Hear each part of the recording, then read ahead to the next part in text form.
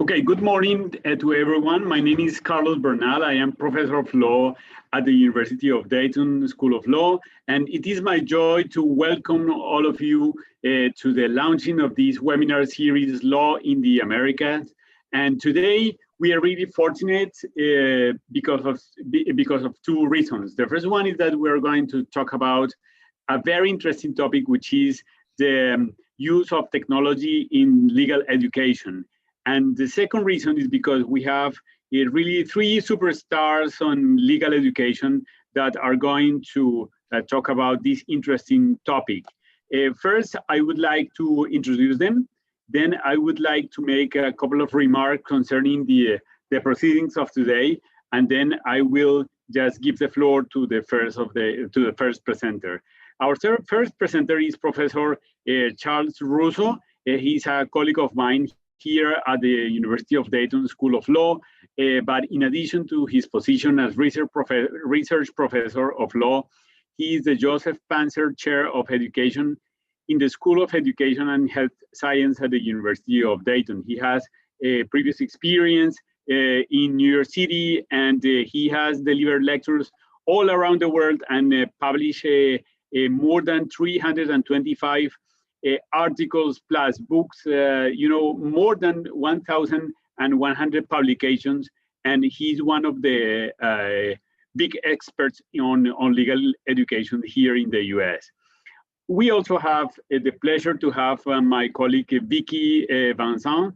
She is also professor here at the School of Law of the University of Dayton. She joined the School of Law in the year 2005, and in 2018, she was appointed as the first assistant dean for the hybrid JD program, which is one of the best programs that we have here in Dayton. She also has experience as a practitioner in law firms and also as a judicial clerk for the Honorable Jerry Frank, which is a US bankruptcy judge. Finally, we have the delight to have today Professor Nina Stocco-Ranieri. Nina is an associate professor at the Department of Public Law at the University of Sao Paulo, which is one of the best law schools in Latin America.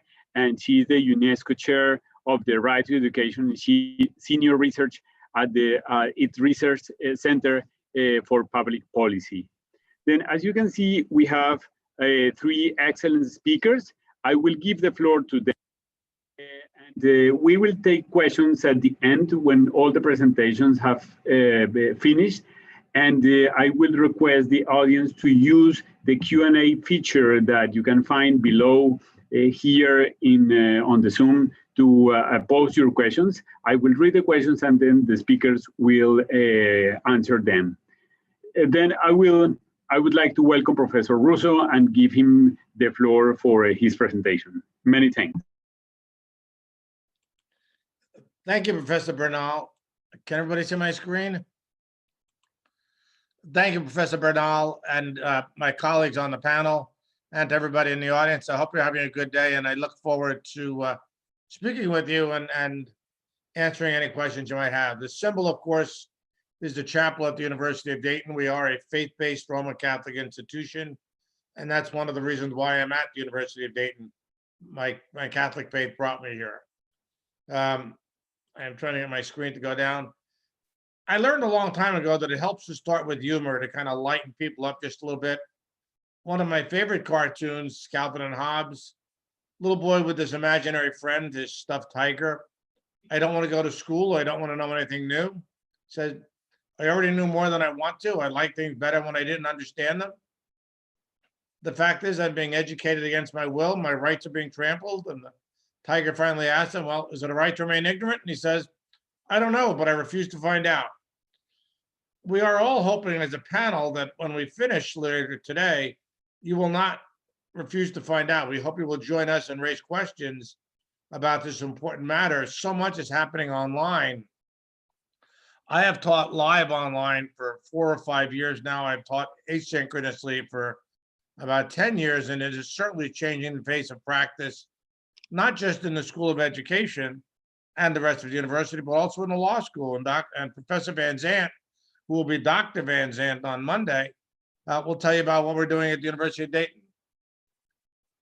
A long time ago, before I went to law school, I took a course in paralegal studies. And in the textbook the professor assigned, in the introduction, it was just a quote from King George III that's up on the screen. He said, being a lawyer is not knowing the law, it's knowing where to find the law.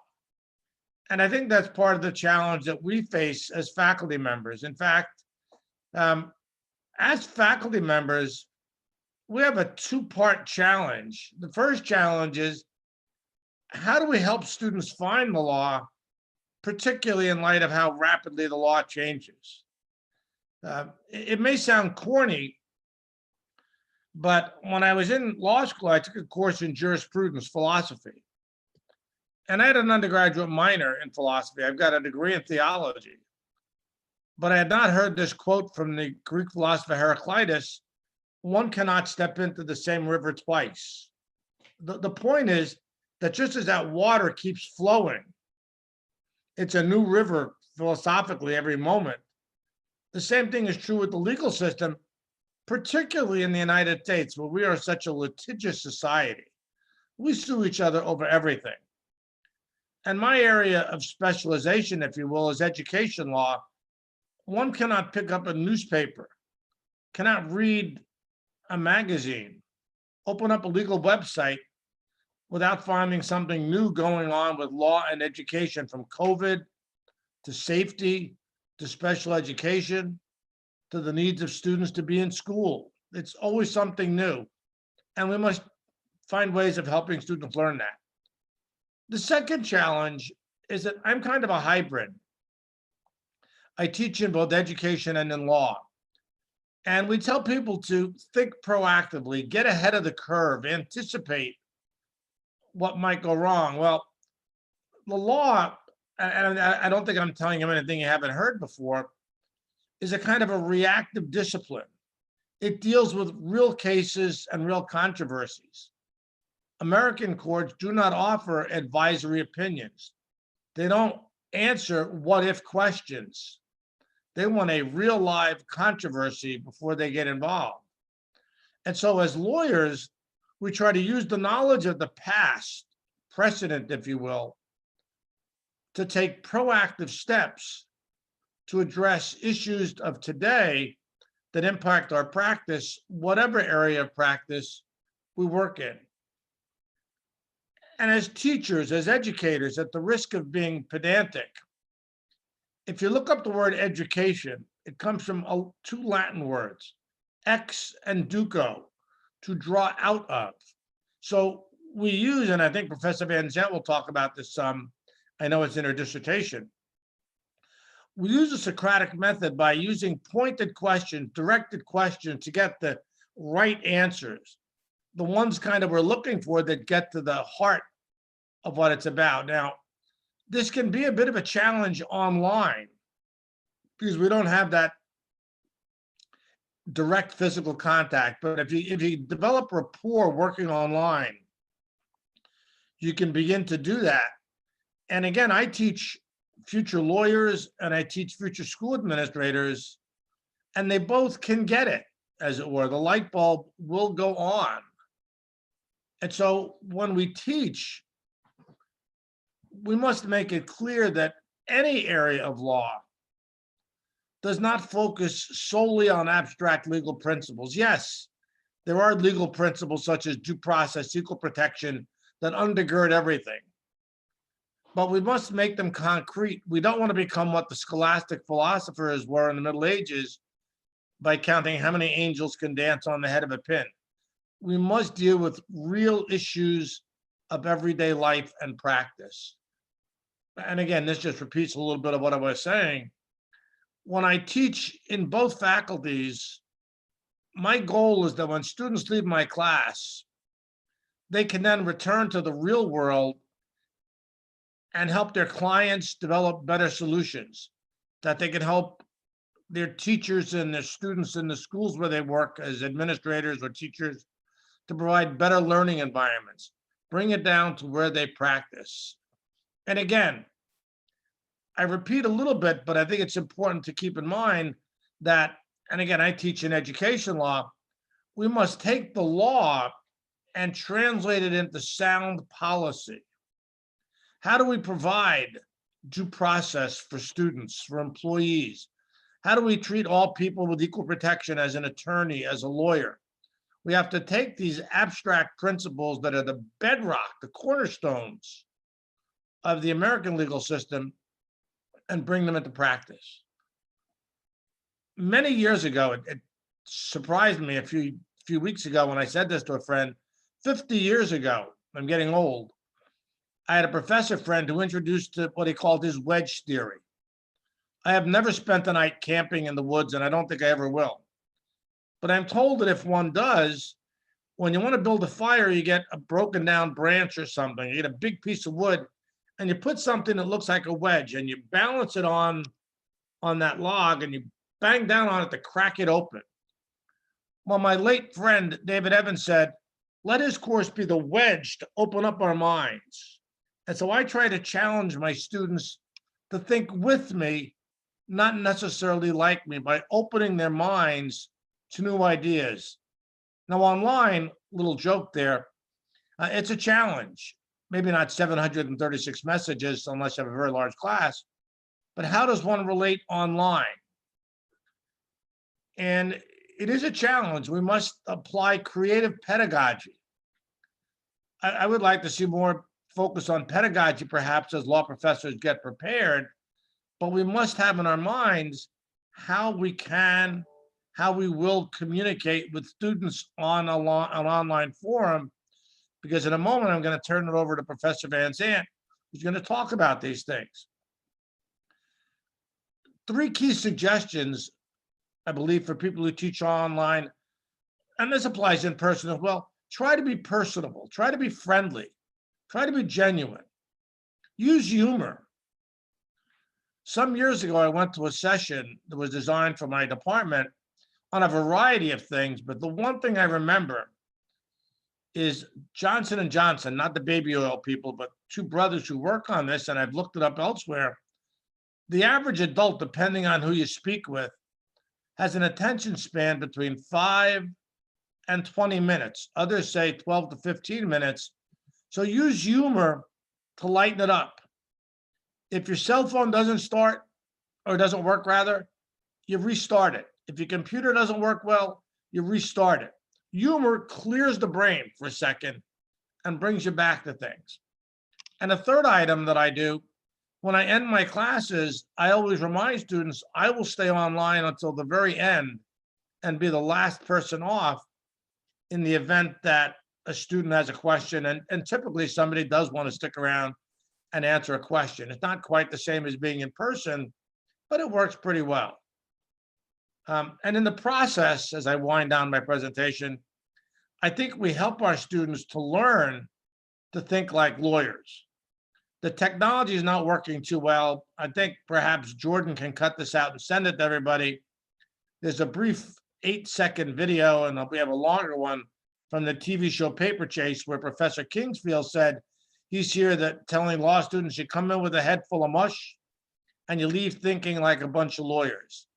And with that, I thank you for listening. I'm happy to turn this over to my good friend, colleague, and soon colleague is Dr. Van Zandt at University of Dayton, Dr. Vicki Van Zandt, who will speak with you about our program. I would also remind you what Professor Bernal said earlier. If you do have any questions, please drop them down into the chat box and we'll deal with those later.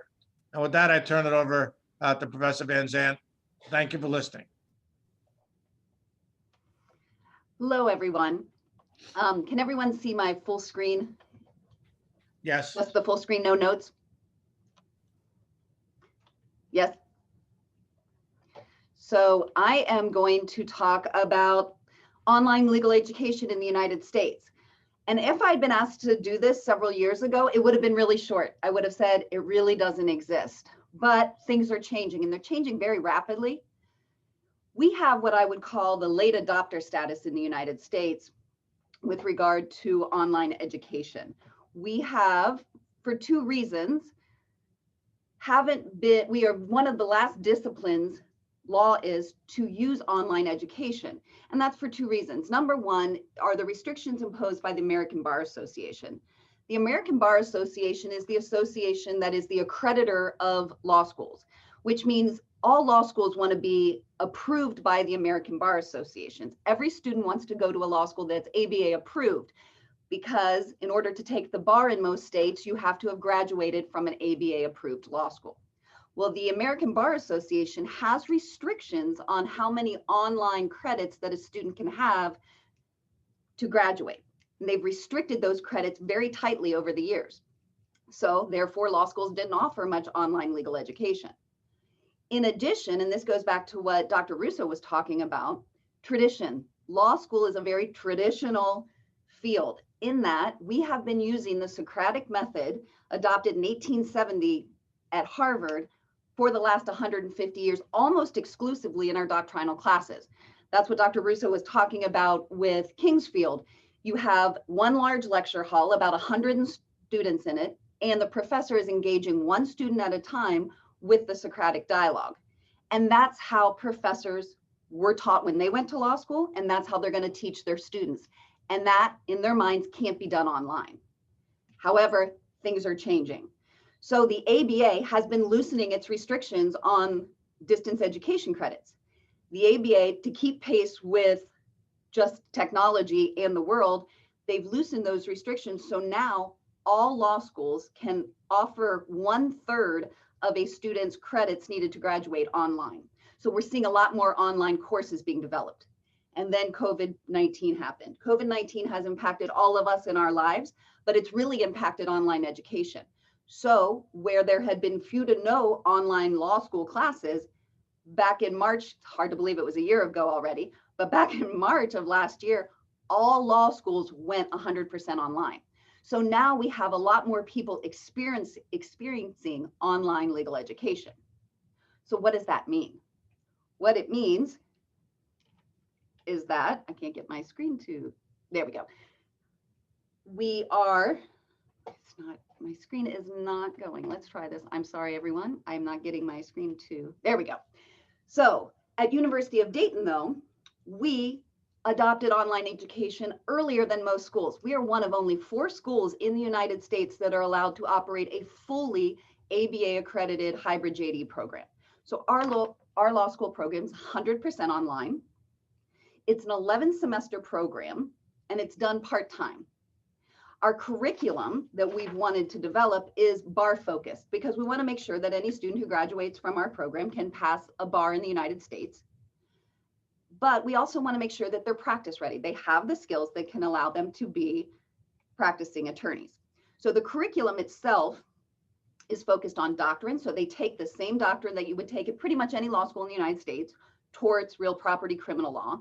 But then we've also had the skills courses required. So the legal research and writing skills, which is what I teach, the trial practice skills, interviewing and counseling. So not only will our students be able to pass the bar, they'll be able to practice when they get out, but we've also built into the courses academic support. We want to make sure that our students succeed. So we have courses in the program that teach them how to be a law student, but we also have courses in the program that teach them how to pass the bar. All of our courses are intentionally designed to be online. That's different than what all law schools did in 2020 to address the pandemic. I call that pandemic teaching. Our programs were created pre-pandemic and were intentionally designed to be online courses. They're not reactive to the pandemic. Each course has 3 components. It has a weekly asynchronous coursework component, it has weekly synchronous classes, and then they also have a residential component, which we call Get Real Week. It stands for Get Relevant Experience and Applied Learning Week. That is where students come onto campus here in Dayton for 1 week out of their semester to get hands-on experience. So for example, I teach in the legal research and writing curriculum. My students are on campus.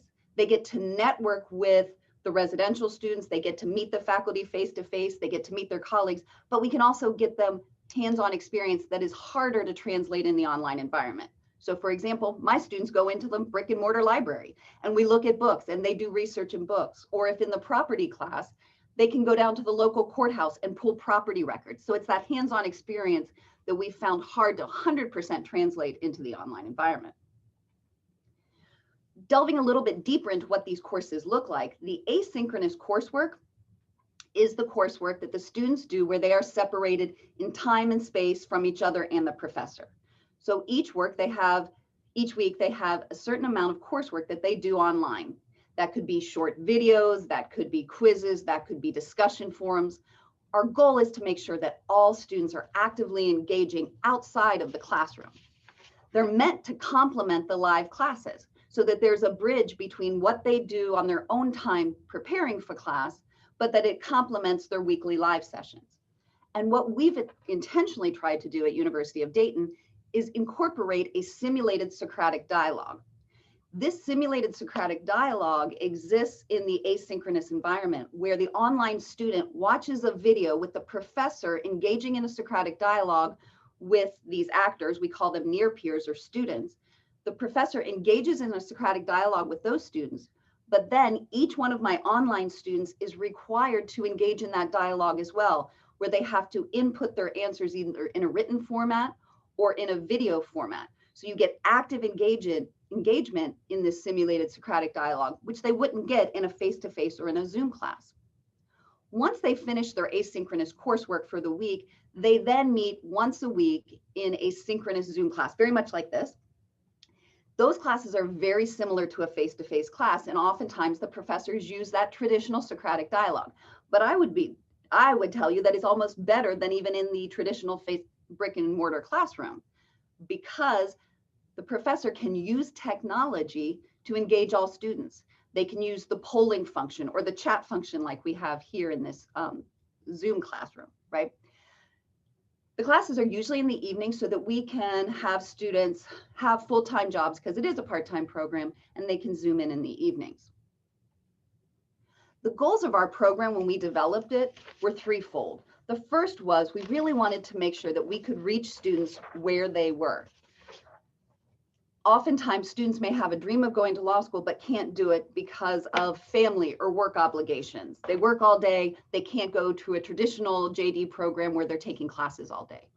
Or geographically, if they could go to a part-time program in the evening, but there may not be a law school that's close enough for them to drive to every night. We are able, through this format, through the online format, to meet students where they are. Most of the students in my program are full-time working professionals. I have one student who's a consultant with the Air Force. Oftentimes, he would Zoom into my classroom from an airplane because he flies all over the United States. He could never take a traditional program, but he can take my program because he's traveling and he can Zoom into the classes and also do the asynchronous at any time he wants. So we get those people who have the dream of going to law school and we're able to make that dream be realized. Our second goal was to incorporate web-based technologies to enhance that distance learning experience. Again, as I said, we can take traditional legal pedagogy, which is the Socratic method, and build on that and make it even better. Our students can still experience that critical thinking and learn how to think like lawyers in those Zoom sessions, which are very similar to face-to-face classes. But then when we can enhance those and address any flaws that may exist in that kind of modality, by using the asynchronous format where we can get all students to engage. So we really can use the technology to enhance what is already a very good pedagogical tool, the Socratic method, but we can enhance it in the online environment. And our third goal is to improve legal education generally. Our faculty members have about 9 to 12 months to develop these courses, which is a luxury that faculty members never have that long to develop a course. And that we work with course designers and course developers to really think about our course. What are our learning objectives? What do we want our students to do, learn, and value? And how do we bring that into the classroom? How do we decide what goes best into the asynchronous content and what goes best into the synchronous content or the Get Real week, which is face-to-face? I've had many faculty members who've taught in the course say that it makes them be better teachers when they go back into the residential classroom because they've learned so much in working in these different modalities. With that, I am done with my presentation. It's been an exciting program. We're only in our second year, but we're already seeing the benefits of having these intentionally designed course and an intentionally designed program, and we just look on building it in the future. And at this point, I will pass it off to Nina. Hello, very nice to be here with you today.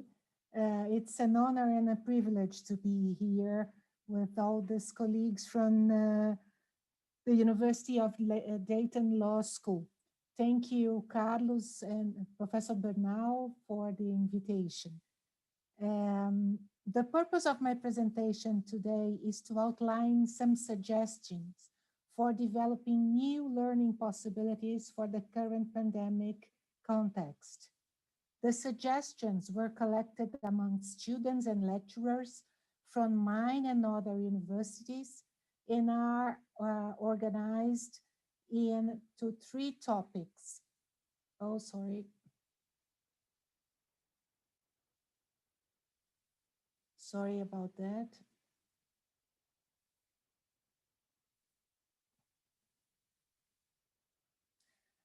Class time and planning, asynchronous activities and class preparation, evaluation and ethical guidelines. Before I start, I'd like to tell you that we are not so advanced as in Dayton University. We don't have any design courses or programs. We are still dealing with some basic situations. But let me give you some information about me. And this is where I am. Brazil, São Paulo, and University of São Paulo is quite here. And this is where I teach. Professor Russo has already been there many times.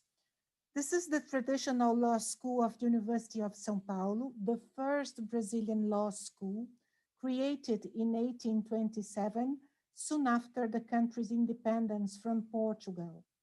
It was incorporated at the University of São Paulo in 1934. The University of São Paulo is a public university maintained by the government of the state of São Paulo. Our university is one of the largest and prestigious universities in Latin America, with more than 94,000 students enrolled in 240 undergraduate courses and 230 postgraduate courses. The faculty comprises 5,000 lecturers. The law school itself is considered the best law school in Brazil, with 9 departments and 152 professors. In 2019, we had 2,400 undergraduates and 2,007 postgraduates roughly. The school is known for its stimulating academic and political environment and atmosphere, especially when it comes to the defense of the democracy and the rule of law, a tradition in this environment. As everywhere, since the beginning of 2020, classes and other activities are online. The stimulating atmosphere has gone, and students are paying a heavy price in lost in-person classes. Besides, the current context has affected our mental and physical well-being. Many of us have no experience teaching and learning in an online environment, which has its own characteristics. In addition, there are inequalities in our community with respect to internet access and to the availability of resources for study, including a proper environment for carrying out the remote activities. No doubt, students are the ones who lose the most under the pandemic circumstances, especially freshmen. Under these general conditions, let's move to some of the main challenges in online legal education we had identified at the Law School of the University of São Paulo. Our first topics, class time and planning. When COVID-19 first became a global pandemic in March 2020, we reacted quickly. In general, the course schedule was maintained with online classes with the same length and activity as in-person classes. Big mistake. The virtual environment requires a great effort to stay focused as we lose non-verbal language and the interaction between students and teachers exchanges. Besides, the quality of online classes depend on the quality of internet connection. The virtual environment causes more tiredness for teachers and students, especially when there are no opportunities for participation during the meetings, and when excessive and uninterrupted time is required in front of the screen. My second topic is related to asynchronous activities and class preparation. Students report an increase in the burden of preparation for classes and other academic activities, requiring a dedication of about 10 hours a day in front of a screen. Moreover, screen reading requires a great effort. The situation wears down the student's ability to develop an adequate academic performance. Several students have difficulty in having the right environment and time to focus on reading and carrying out a synchronous activity. The third challenge is evaluation and ethical guidelines. Students have different internet connection. Some students have difficulty connecting camera at meetings because they do not have a proper location reserved to attend classes.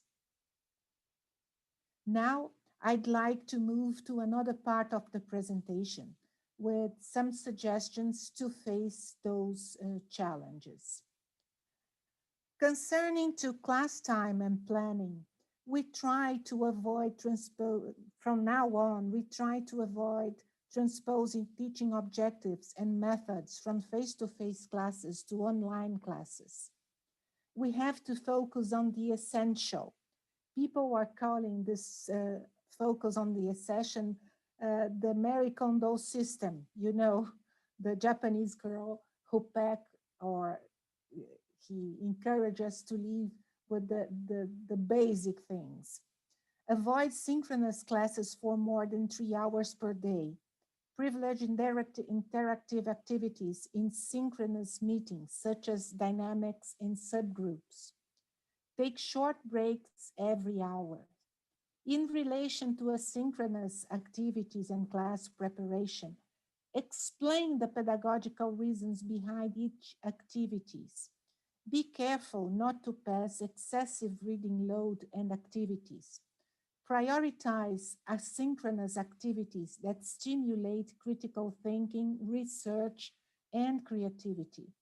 Enable opportunities for choice by the students. Give students autonomy. Carry out joint activities between classes.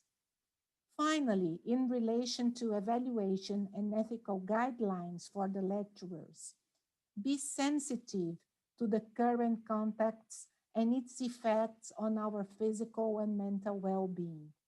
Avoid carrying out assessments that depend on the quality of internet connection.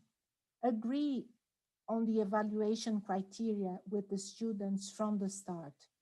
Avoid assessments that require extensive, uninterrupted time in front of the screen.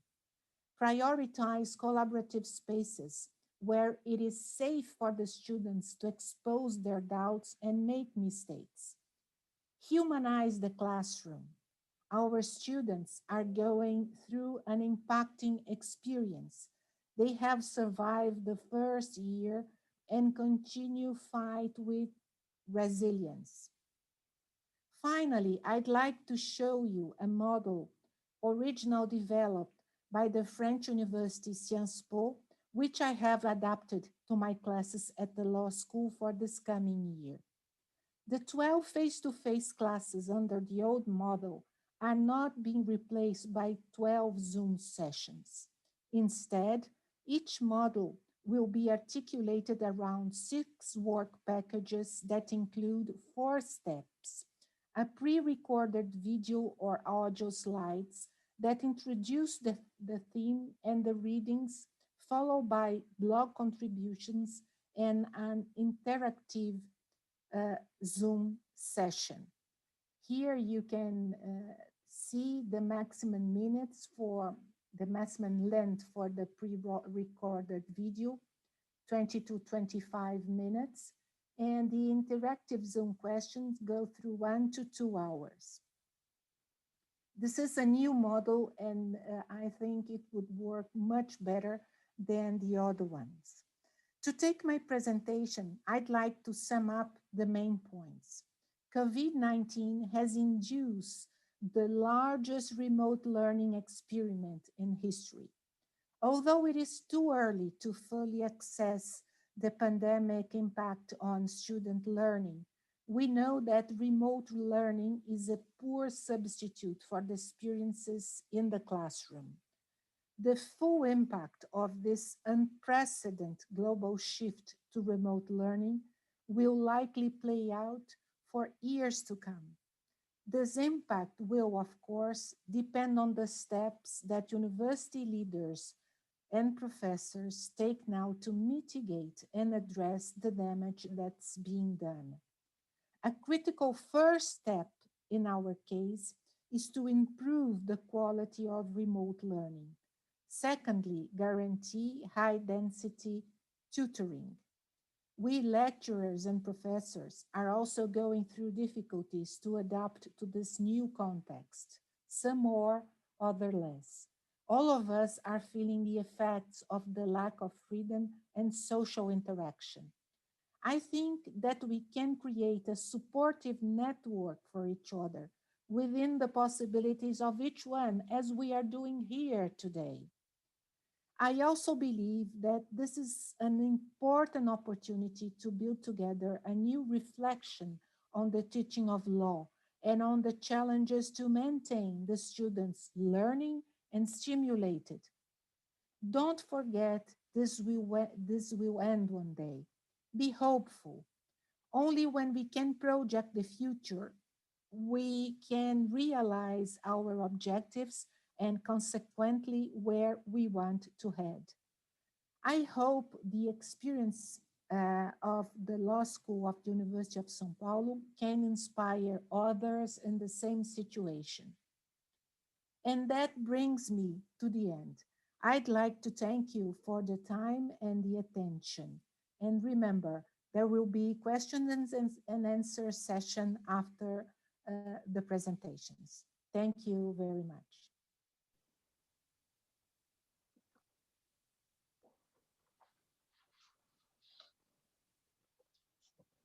Thank you so much, Nina, and thank you to all of the panelists today. This has been a wonderful presentation. Thank you as well to everyone who is joining us from around the world. I'm Margaret Ioannidis, the Director of University of Dayton School of Law's online LLM program. We are very excited that this is our inaugural event in the Law in the Americas speaker series. Actually, this series is part of the internationalization efforts for our online LLM program. And having looked at some of those of you who are participating today, I see that you are students at our university partners. So thank you very much for joining us. Dayton Law's online LLM program brings together law students and graduates from around the world who are interested in learning more about US law and legal practice. We currently have about 55 students in our fully online LLM program, most of whom earned their law degrees outside the United States. The online LLM program can be completed in approximately 1 year. There are 12 courses, and qualified foreign educated applicants can establish a path to bar eligibility by completing this program. For any of you who are interested in learning more, I encourage you to contact me directly and also to visit our website at go.udayton.edu/online LLM. I'll go ahead and include that in the chat as well. So with that said, I'd like to turn things back over to Professor Carlos Bernal. Thank you, Professor Bernal, for bringing together these amazing thought leaders. And once again, thank you to everyone who joined us today. You can use the Q&A feature for asking any questions, and I think this is the time for question and answer. Thank you again. Thank you very much to all the presenters for these wonderful presentations that put on the table many of the most important matters of discussion, in particular within this, during this time of the pandemic concerning the digitalization of legal education. I wonder if we have questions on the board. I don't see anyone here, but if anyone would like to pose a question, please feel free to do it. In the meantime, I just wanted to use this opportunity to ask maybe one question to all the panelists, which is maybe two questions. The first question would be, I have done a little bit of research on the importance of active learning in legal education.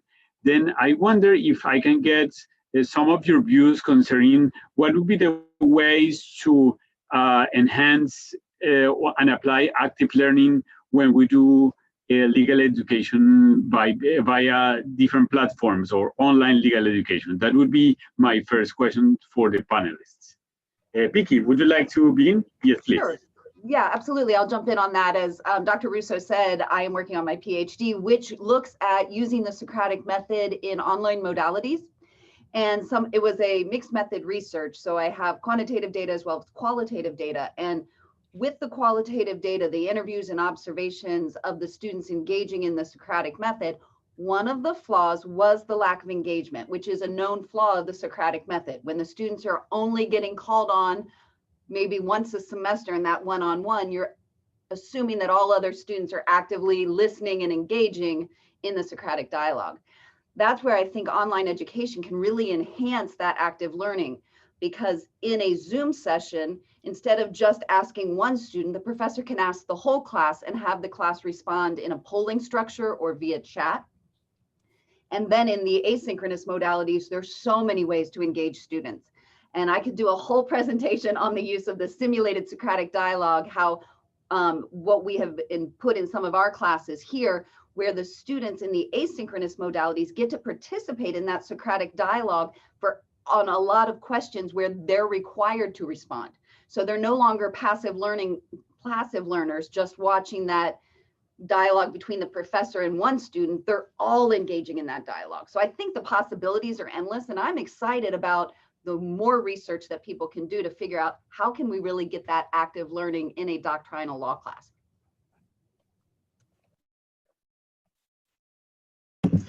Excellent. Thank you so much for that wonderful answer. I wonder if Professor Russo or Professor Rainieri would like to say something about that.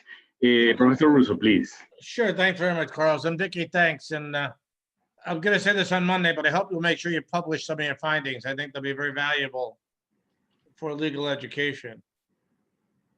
A thought that strikes me coming out of Professor Van Zant's study and just observation, again, I'm kind of a hybrid. I teach on two faculties, and I sometimes think people get a little bit frustrated with me when I say that I think of myself as a teacher first, and law happens to be my subject area. I wonder if law schools in the future, both online and in person, might not want to consider doing a little bit more, providing faculty members with some pedagogical preparation. I started teaching as a high school teacher, and I feel sorry for the kids who had me in my first couple of years of teaching. I come from a small town that you may have heard of called Brooklyn, New York, and we talk a little bit more rapidly than most other people. So you have to learn to do that. You have to learn to make eye contact. You have to learn to moderate your voices. And most law faculty, at the risk of patting ourselves on the back, are bright people.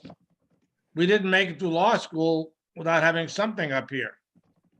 Maybe it started out as mush, but I think Kingsfield got it to work. And I would say I have 3 graduate degrees, and I would say my law degree is by far the most useful in terms of the mental discipline in learning to think and cut through problems. But I'd like to see more done on the other end of preparing faculty with serious professional development programs to help them keep their teaching skills up. providing with videos and perhaps even some coaching.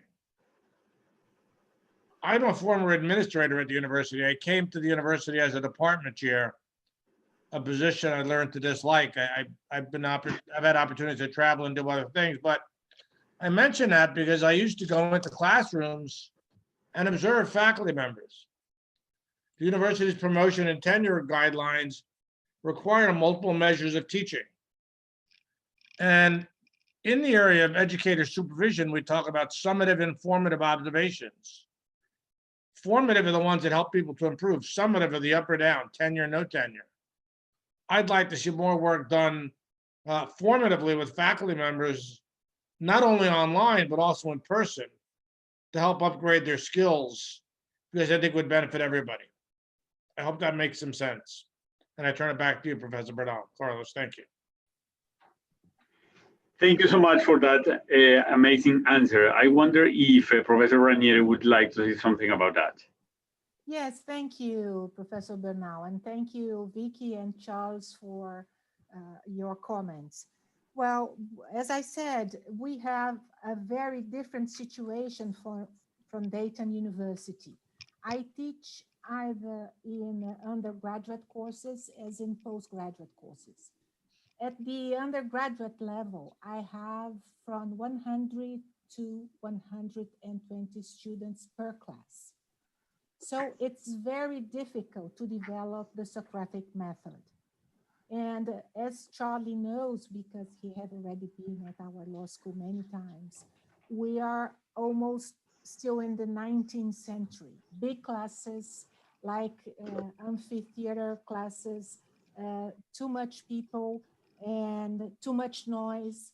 And the students are very used to more passive learning. It's, we are trying to introduce new methods, as you have seen the chart I showed you before. I'm trying to introduce many asynchronous activities, but they are more used to synchronous classes, and they got very tired. At the postgraduate level, things are easier. We have less students, so the Socratic method is much more common. Smaller classes from 15 to 20 students, so this is completely different, two completely different situations. But we are using the platform, which is Google Meet, sponsored by the university, and that's what we did, but mostly synchronous online classes. I'm trying to introduce this term, this new chart I show you. Thank you, Professor Bernal. Thank you so much also for that answer. And then I think we have time for a final question, and then maybe the responses by the three of you. I just wanted to request each one of you to say something about this. What is the biggest risk of online legal education? And to end with a positive note, is there something that legal education can provide that it is not, that presential or residential legal education cannot? Then I wonder who would like to begin. Yes, please, Professor Panta. Okay, yeah, I would jump in. I would say the biggest risk with online education is isolation. Students being in isolation, and I think especially in law school, the culture and the networking of being a lawyer it's very, I mean, I know when I was in law school, I was in study groups, and I would go to my professor's office hours and sit in their office and talk about things, or meet them in the hallway, and you lose part of that. It's just you do in an online classroom. We can work at creating networking opportunities, but we have to be, I think, as Nina said, we have to be very intentional about making these opportunities happen. And we have to set expectations with our students that this is an important part of law school, this networking and this collaboration and community, that we need to make sure that we build it in our courses. So I think that's the biggest risk with online education. I think it can be addressed, but we have to be intentional about it. And your second question said, what can we do better, I think? And I would go back to what I said in my presentation. for us, we're able to meet students who it was always their dream to go to law school and they can't. So we're meeting, I think it's great for a subset of people who want a legal education but can't do it because of geography or family or work obligations. So I think that's a huge benefit of online education. If I could Thank you so follow up, much. if I could follow up on that, I certainly agree with everything that Vicky said about the risk, but let me put maybe a slightly different spin on part of that. And I agree with the risk of isolation. But again, I teach on 2 faculties and I only teach electives in the law school. I teach master's, PhD, and law students. I don't teach undergraduates. And in the School of Education with 2U, the same company who provides the support in the law school, we limit our class size to about 15 or 17 students at the high end. I think as we keep the groups to small enough numbers, they can develop some kind of a community. And I'm constantly amazed with technology. My wife and I are blessed by 2 beautiful granddaughters. And our 2.5-year-old now, and for months, will take one of her parents' cell phones and swipe away on the computer. My point is that I think the younger generation of students, and we have to catch up with them on faculty, are so attuned to being online that while there is that risk of isolation, I think if we capitalize on small class numbers, they can build a community within there because they're so used to being online in so many other ways with social media and the like. So one of the things that I think our program does well, among other things, and I applaud Vicky and the team who put it together, as we do in our PhD program, are having the times where students come on campus to actually meet face to face. So I think that will enhance it. And so I certainly agree that there's a weakness, but I think the upside, as Vicky said, people who might not otherwise get there can now complete their law degrees. And I was very skeptical when I started teaching online. Again, first asynchronously and now synchronously for 5 years maybe. I certainly prefer in person. But Perfect. I think if this is done thoughtfully as we're doing, I think it can and will be very successful as long as we build in these required elements of coming together every once in a while. And with that, let me stop. We're going to run out of time. Let Professor Ranieri get in if she wishes as well.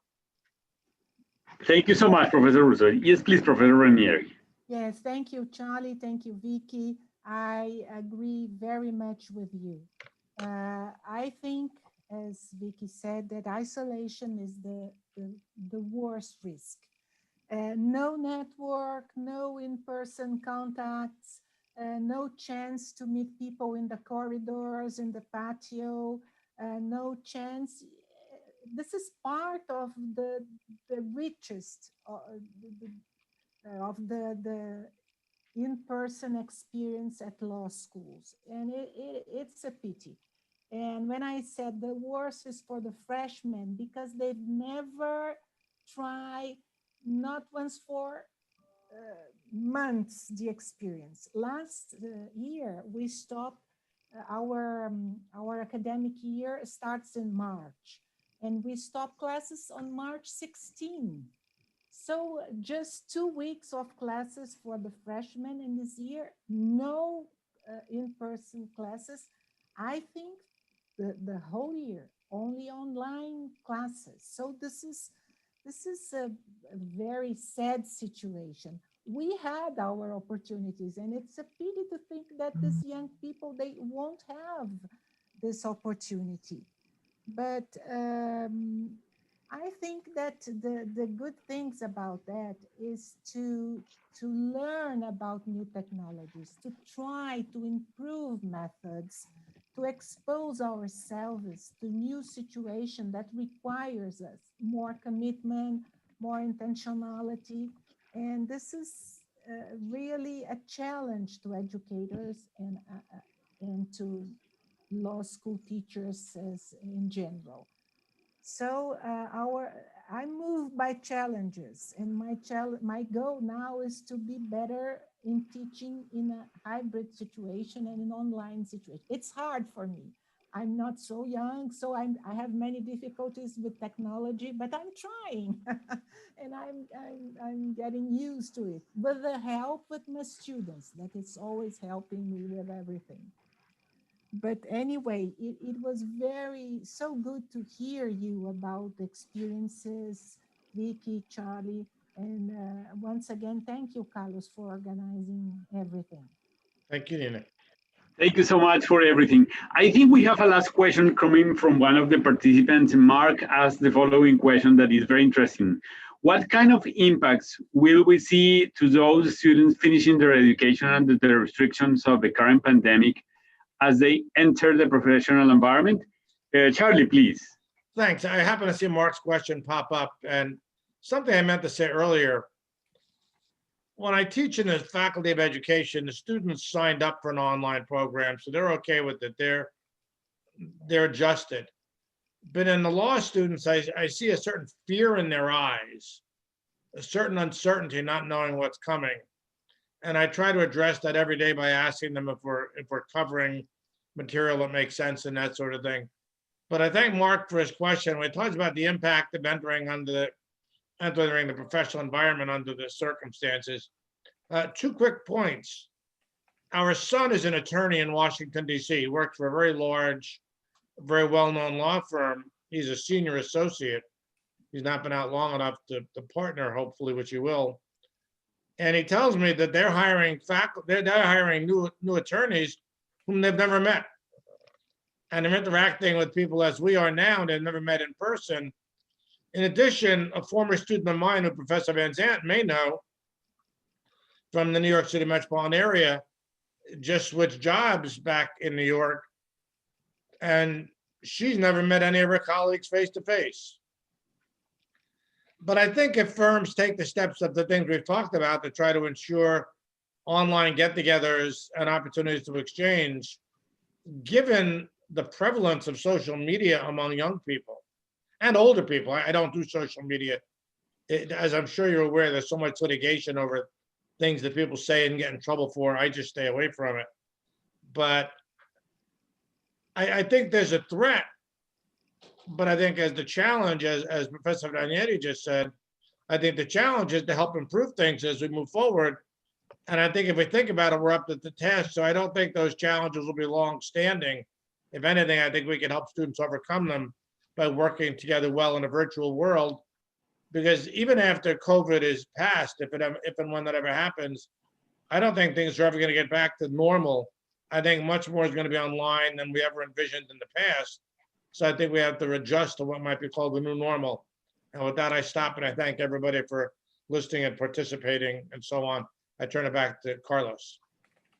Thank you so much. Vicky or Nina, would you like to say something about this question?